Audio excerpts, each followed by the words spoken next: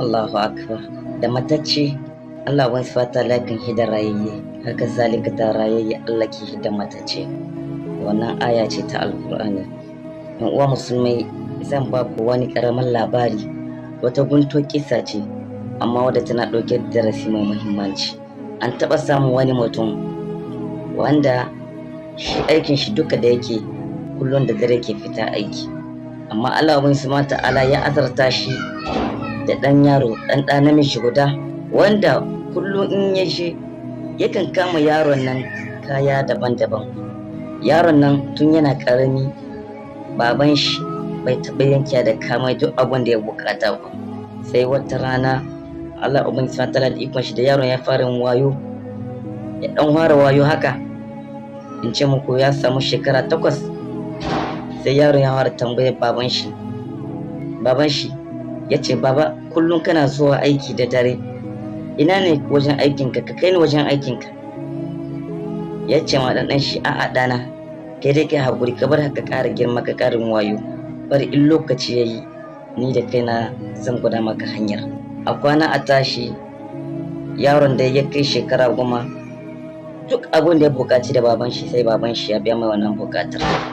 Shine lokacin da ya kai shekara 11, 12, kudi wato wannan lokacin bai taɓa sanin aikin baban shi ba, hatta matar shi ba taɓa sanin aikin shi ba.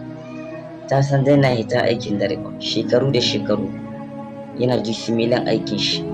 Shi yasa ne kafin ki aure mutum ki san wane ne zaki zama da shi, na farko da ki bincike addinin shi. Nan bawan Allah nan rannan da yaron ya matsa sai ce, na so ka bari haka ƙara wayo da kyau, amma tun da ka matsa mu shi.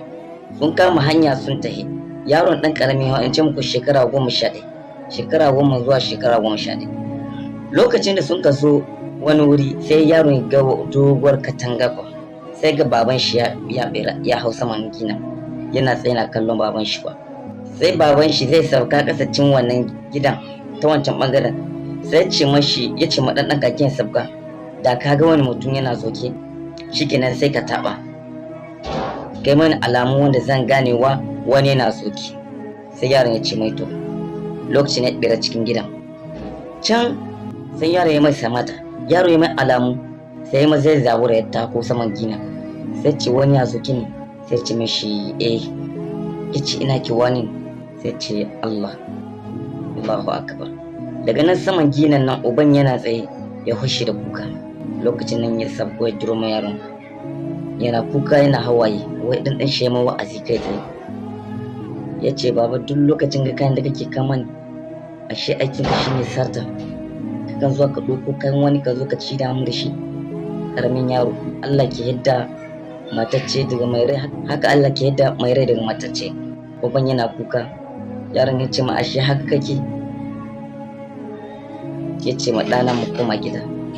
Suka koma gida, ya ce na maka alkawari daga yau ban koma sata, ko da dabo zan yi, ko da ruwan gwallo zan kwasa, zan je in yi shi ba. Domin yaron ya nuna mashi in kowa bai nan gani shi, wasan Allah yana ganin shi, yana kuma yana ashe haramu yake yana ci da su. Annabi sallallahu alaihi wasallam ya ce duk jikin da aka gina shi da haramun to fitar jahannama ce kawai ya cancanta da ita. Allah ya ba mu ikon samun halaliyar mu, Allah ya ba mu ikon samun iya masu tarbiyya ta kirki. Allah ya sa wannan ya zan izina da masu wa'in ga halaye domin mu gyara halin mu.